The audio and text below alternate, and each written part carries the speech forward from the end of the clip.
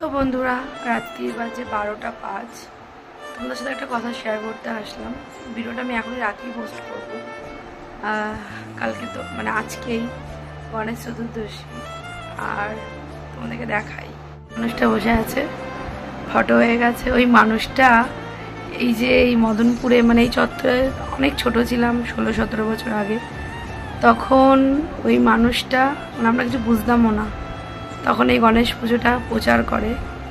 ক্যালেন্ডারে কি দেখতে গেছিলো মা? পূর্ণিমা না অমাবস্যা দেখতে গেছিলো। সেই দেখে গণেশ চতুর্দশী লেখা আছে।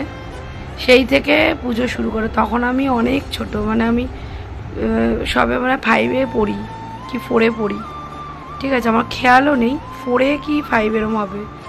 তখন থেকে শুরু হয় আমাদের বাড়ি পুজো।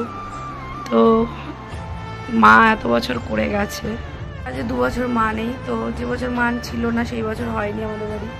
আর আগের বছর সঞ্জিতা ঘরে ছোট করে করেছিল, আর এবছর ও সব করছে। আমার দেখো মাথায় তেল দিয়েছি, মাথা যন্ত্রণা করছে। মানে তোমাদেরকে কি বলবো, এই পুজোটা নিয়ে অনেক আবেগ, অনেক কিছু আছে। জেগে এই পুজোতে আমাদের বাড়িতে সব মিষ্টি তৈরি হতো বাড়িতেই। লাড্ডুটা বাজারে অর্ডার দেওয়া হতো। মদনপুরে গেলেই তখন সবাই বলতো কি পুজো, এখন পুজো, পয়লা বৈশাখে গণেশ পুজো হয়, তোদের বাড়িতে কী পুজো। এখন ভালো লাগছে। আমার মা একদিন বলেছিল যে বাবা এই পুজোটা লক্ষ্মী পুজোর মতন ঘরে ঘরে প্রচার হবে। আজ পাড়ায় প্যান্ডেল হয়েছে, বড় বড় লাইটিং হয়েছে দুর্গা পুজোর মতন, ভালো লাগছে। মা মানুষটা আজকে নেই, কিন্তু এই পুজোটা যে প্রচার হয়েছে ভালো লাগছে। বোন দেখো সব কিছু করছে, নাড়ু খইউবড়া আমি করতাম হাতে করে, বাজার ঘাট সব, মানে মা লোক খাওয়ানো সব ভীষণ ভীষণ মজা হতো।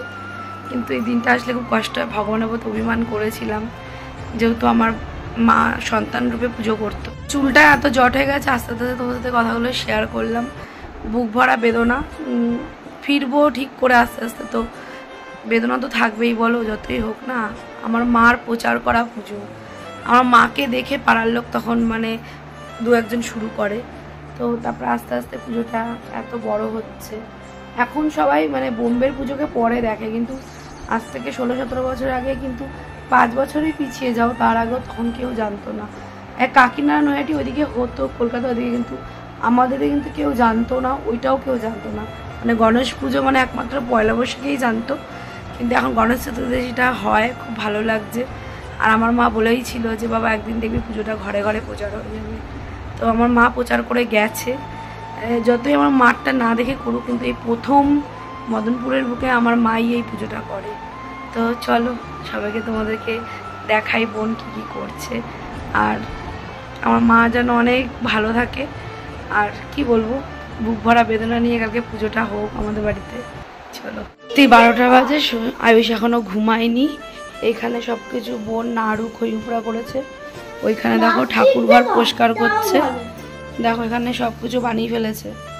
আর এখন সব কিছু গোছানো হচ্ছে। তো দেখো সব কিছু সাজাচ্ছে বোন। কালকে সকালে পুজো হবে। আর এই যে পাগল সত্যি, চলো। আর এখানে বোন সব কিছু কালকে এখানে আবার লুচি সুজি করবে। এখানে নাড়ু খইউবড়া করেছে, কালকে তোমাদের সাথে শেয়ার করবো। চলো।